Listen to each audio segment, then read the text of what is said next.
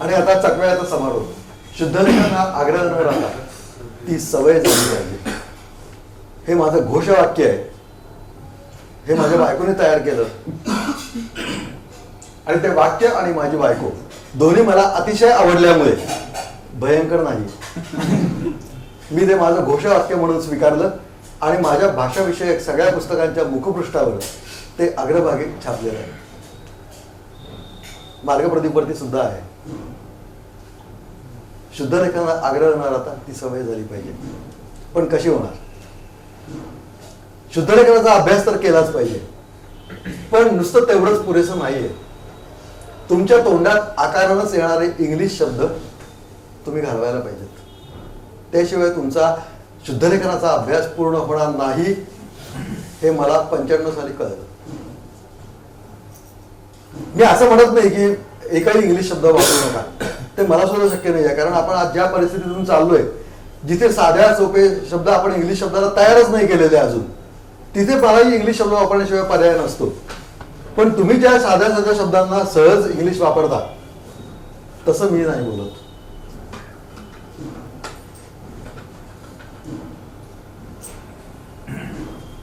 पंच्याण्णव सालापूर्वी मी तुमच्यासारखंच बोलत होतो. 95ला लेखन कोशाचं काम सुरू केलं. पहिले 4-6 महिने काम झाल्यावरती माझ्या लक्षात आलं की माझ्या तोंडात आकारानंच येणारे इंग्लिश शब्द जोपर्यंत जात नाहीत, तोपर्यंत माझा शुद्ध लेखनाचा अभ्यास पूर्ण होत नाही. ठरवलं घालवायचं. 4-6 महिने जाणीवपूर्वक प्रयत्न करायला लागतो, फार नाही काही. जातात, आकाराने येणारे इंग्लिश शब्द जातात. माझे गेले. आता मी कोणाशी बोललो की 10 मिनिटांनी लोक मला बोलून दाखवतात, फडके तुमच्याशी बोलताना काहीतरी वेगळं वाटतं. म्हटलं काय होतं? 10 मिनिटं बोलून तुमच्या तोंडात नाही एकही इंग्लिश शब्द येत नाही. मग म्हटलं म्हणून माझं म्हणणं कळत नाही असं होतं का? नाही, असं होत नाही, पण जाणवतं की तुम्ही इंग्लिश शब्द वापरत नाही, अशी जाणीव होते लोकांना. आपण इंग्लिश शब्द वापरत नाही अशी. माझी फोनवरची हॅलो म्हणायची सवय जाऊन आता 20 वर्ष झाली. मी कधीच हॅलो म्हणत नाही. नमस्कार फडके बोलतोय ही माझी पद्धत आहे.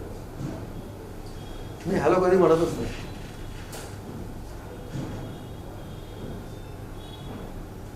तर ते व्हायला पाहिजे.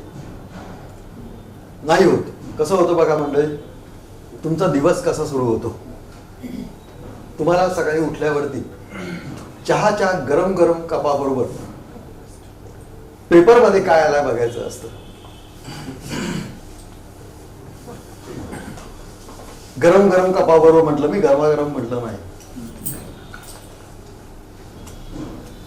वर्तमानपत्रात काय आलाय बघायचं नसतं. सर, वर्तमानपत्र 6 अक्षरी केवढा मोठा शब्द, पेपर कसा 3 अक्षरी छान.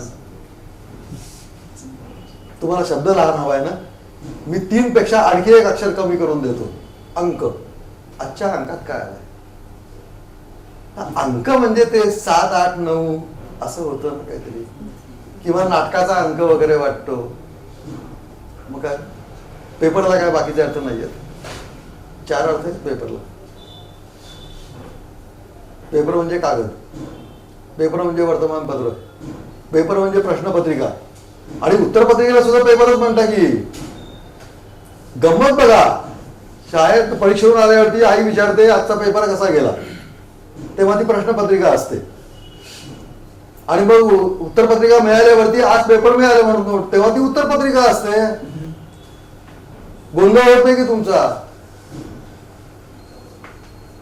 मग मराठीमध्ये अंक म्हटल्यावरती का हो गोंधळ होतो?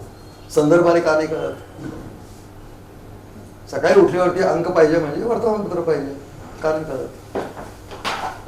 पेपरचा गोंधळ होत नाही आणि अंकाचा कसा होतो? मग चहा घेऊन तुम्हाला घाईघाईने जायचं असतं, नाहीतर ऑफिसात जायला लेट होतो, कार्यालयात जायला उशीर होत नाही.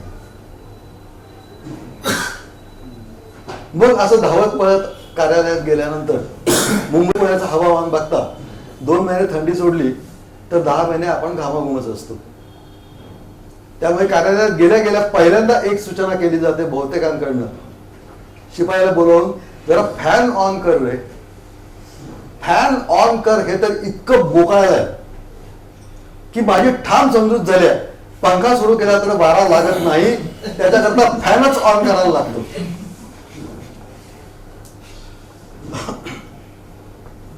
मग कार्यालय सुरू होतं. केव्हा तरी कोणाला तरी वरिष्ठांना भेटून एक परवानगी मागायची असते छोटीशी, ती कशी मागितली जाते बघा. आज मला हाफ डे लिव्ह मिळेल का? 7 शब्दांच्या वाक्यात 3 मराठी आणि 4 इंग्लिश, कसं वाक्य आहे बघा. का आज मला अर्ध्या दिवसाची सुट्टी मिळेल का असं विचारलं तर वरिष्ठ लगेच कामावरून काढून टाकतात का? त्यांना कळत नाही तुम्ही काय विचारलं ते. आणि सुट्टी कशा करता हवी असते, घरी काहीतरी प्रोग्राम असतो, आपण कार्यक्रम करतच नाही, आपल्याला प्रोग्रामच लागतो.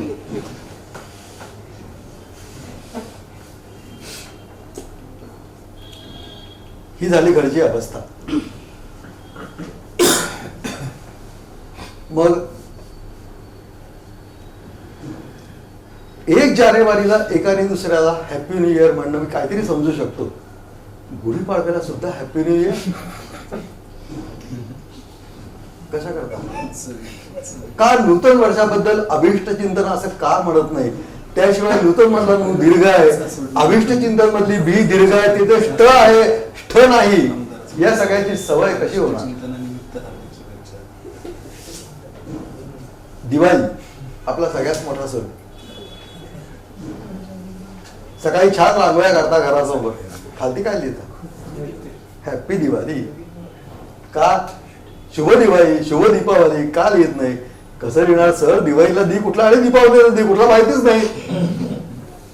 मग चूक होण्यापेक्षा हॅपी दिवाळी दिलं की बरं असतं. पण माहिती का करून घेत नाही? दिवाळी शब्द मराठी आहे. उपाट्य पूर्व अक्षराचा इकार उकार रस्व असतो. जसा निराळी, जसा हिवाळी तसा दिवाळी. आणि दीपावली शब्द दीपपासून आला. मूळ दीप मधला दीच दीर्घ असल्यामुळे दीपपासून येणाऱ्या सगळ्याच शब्दांमधला दी दीर्घ आहे. दीप, दीपक, दीपा, दीप्ती, दीपावली, दीपिका, दीपोत्सव सगळे दीर्घच आहेत. याची सवय कुठून होणार? जी गोष्ट घरात तीच गोष्ट शाळेत. ती मुलं शाळेत ज्या वयामध्ये जातात त्या वयात आपली मानसिकता काय असते बघा. आई सांगेल त्याच्यावरती विश्वास नसतो, पण बाई सांगतील त्याच्यावरती जास्त विश्वास असतो. ही आपली मानसिकता असते. त्यामुळे बाईंच्या हातात कितीतरी गोष्टी असतात त्यांच्या बरावरती बिंबवण्याच्या, पण शाळेतल्या बाईच चला मुलांनो ग्राउंडवर खेळायला चला. का? मैदानावरती छान खेळता येतं की ग्राउंडच करायला पाहिजे.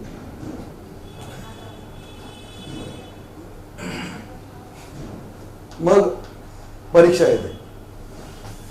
परीक्षा झाली की सगळे रिझल्ट लागला का? रिझल्ट लागला का? निकाल लागला का? काय विचार ते निकाल म्हणजे काहीतरी, अरे त्या निकालाला 2 अर्थ आहेत माहिती आहे, पण जेव्हा तो वाईट अर्थाने आपण वापरतो तेव्हा आपला उच्चार, आपल्या चेहऱ्यावरचे भाव, आपली देहबोली या सगळ्यात फरक असतो. निकाल लागला का असं विचारतो. निकाल शब्द केव्हाही बोलताना आपण तो वाईट अर्थानेच बोलतो का? असं असतं तर वर्तमानपत्रांनी शालांत परीक्षेचा निकाल हा मधाच दिला असता ना. का नाही विचारत निकाल लागला का? मग सगळीकडे विचारणा सुरू होते. कुठे किती टक्के मार्क्स मिळाले, किती % मार्क्स मिळाले, कुठे ऍडमिशन घेतली, ऍडमिशनला किती लांब लाईन आहे, का किती टक्के गुण मिळाले, कुठे प्रवेश घेतला, प्रवेशाला किती लांब रांग आहेत, असं नाही का सहज म्हणता येत. म्हणजे आता जेवढे शब्द मी मराठीत सांगितले त्यातला एक तरी शब्द असा होता का की तो मराठीत बोलला तर समोरच्याला कळणार नाही? एकही नव्हता. पण तुम्ही नाही असं म्हणत. मी नेहमी म्हणतो आपल्याकडे एकही अपघात होत नाही, फक्त ऍक्सिडेंट्स होतात. एकही सभा रद्द होत नाही, फक्त मीटिंग कॅन्सल होतात. तुम्हाला सहलीची मौज लुटताच येत नाही, तुम्हाला पिकनिकच एन्जॉय करायची असते. मुलांनी एन्जॉय केला असं म्हणताना काय चूक होते हे लक्षात तरी घेतलं का कधी?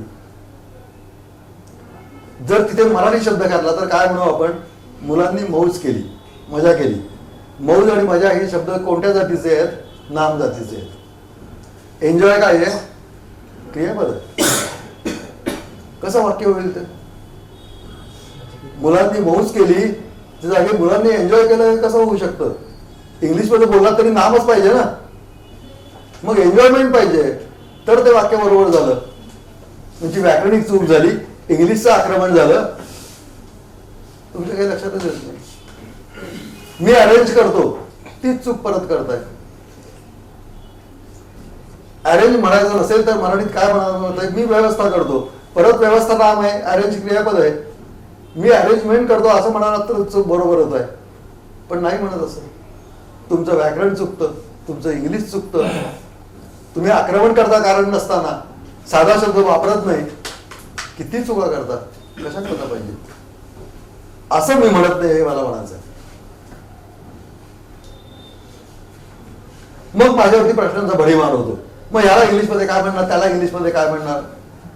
कबूल, सगळ्या शब्दांना इंग्लिशमध्ये मराठीत आपण शब्द काढलेले नाही आहेत, पण म्हणून जे आहेत ते वापरायचे नाहीत, हा कुठला मार्ग आला. ज्या शब्दांना मराठी शब्द नाहीत साधे सोपे, त्यांना भविष्य काळामध्ये आपणच तयार करणार आहोत. पण तुम्ही आहेत ते शब्द गाळा करत बसलात तर नवीन शब्द येणार कुठून. आहेत त्या शब्दांच्या आधारावरतीच नवे तयार होणार आहेत. आहेत ते गाळा नाही करायचे. ते काय, तुम्ही ना आम्हाला असे सगळ्या इंग्लिश शब्दाला छान सोपे मराठी शब्द करून द्या, मग आम्ही एकदम वापरायला लागू, असं होणार नाही. आपण आपल्या नवीन घरात राहायला जातो तेव्हा त्याच्यामध्ये किती गैरसोयी असतात. पुढच्या 2-3 महिन्यात हळूहळू करून सगळ्या सोयी तयार होतात आणि मग ते घर पूर्ण तयार होतं. पण मी असा एकही माणूस आजपर्यंत बघितला नाही की ज्याने असं ठरवलंय की माझं घर सगळ्या सुविधांनी सज्ज होईपर्यंत रस्त्यावर राहील पण घरात राहायला जाणार नाही. असं नाही ना करत. मग भाषेमध्ये असे सगळे शब्द एका वेळी कसे मिळतील, असं होणार नाहीये.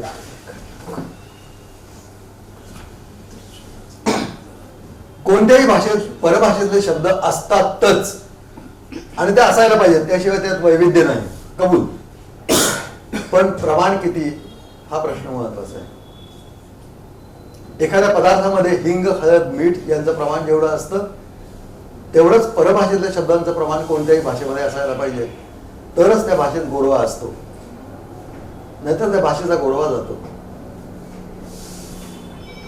त्याचप्रमाणे भाषा, संगीत आणि संस्कृती हे कोणत्याही राष्ट्राचे 3 बुरुज असतात आणि ते जेवढे भक्कम असतात तेवढं ते राष्ट्र भक्कम असतं.